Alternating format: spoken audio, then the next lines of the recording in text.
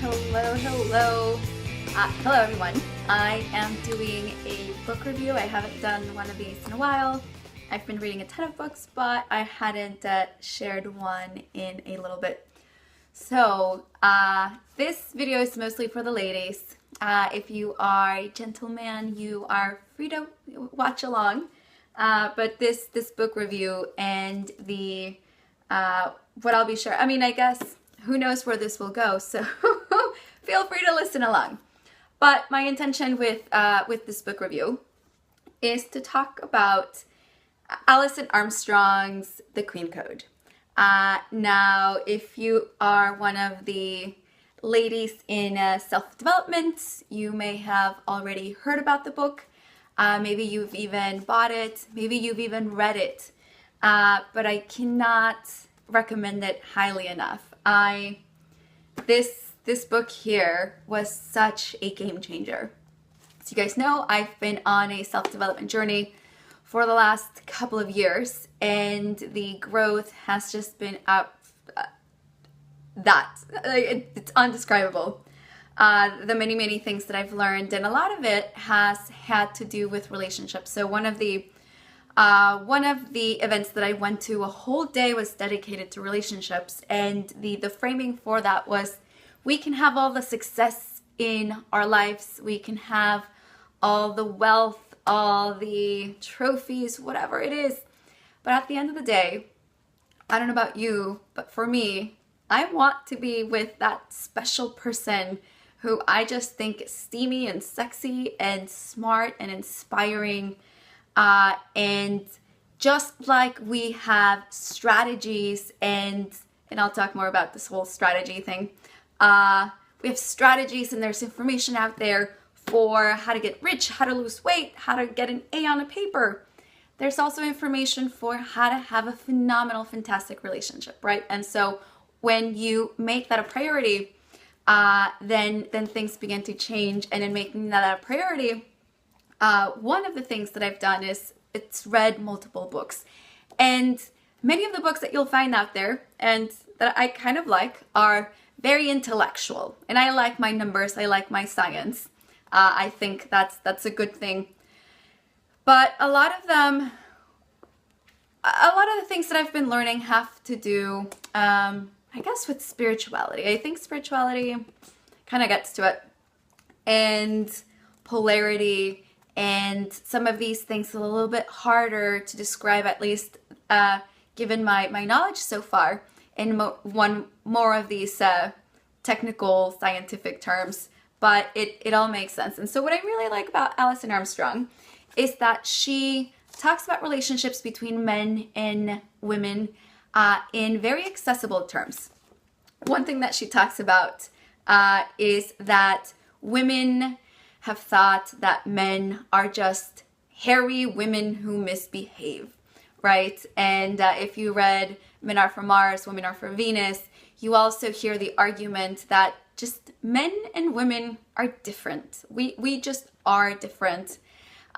We are different in our physiology. We're different in our way of thinking. Our evolution led our brains to excrete different chemicals, etc. We're getting a little intellectual, but this is what we're dealing with. This is what we have. And so and I've totally been guilty of this, when we as women think of men as being hairy women who are misbehaving, it just leads to what we've seen more and more is men being disrespected, and emasculated. And I hadn't realized to the extent that I had been part of the problem. And so in reading The Queen's Code, you hear about it's told in a story. And you get to hear about these two women and this woman who's elder, and she's a mentor, and she has a phenomenal relationship with her husband. And these women are struggling. And so you go through the story and you hear about the ways that women and men have come into relationships really not speaking each other's languages or understanding each other. and how that's really caused a lot of hurt for both sides. But the beautiful thing is that in this book, we get to have some insights and things that we can do specifically so we can be supportive of each other, and so we as women can better support our men, and rather than making masculinity wrong. And I know, ladies, I am a strong, independent woman, and I have learned, and yes, we can do it on our own, but I don't know about you, I don't want to. Can I do it on my own? Yes, I can. Do I want to do it on my own? No, I want somebody like Obama who's like strong and who's going to be with me, and who I'm going to respect and admire and appreciate. And we as ladies, we have such a long ways to go, and we, the next 4 years, who knows what that's going to look like. Absolutely. And we need to keep working for our rights and for making sure that women all over the world have access to some of the rights and the privileges that here in the Western world we just take for granted. And at the same time, the relationship that we've started having, especially with the healthy masculine, and I'll speak for myself, is one that just doesn't lead to the types of relationships that we want.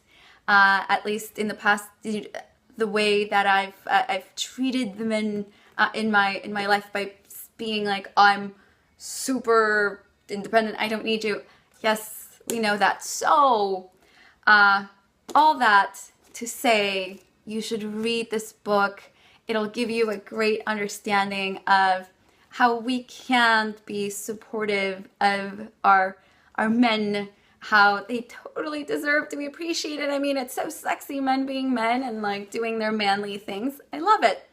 And how we as women can better appreciate us being women and the strength that's unique and that's different that comes with that.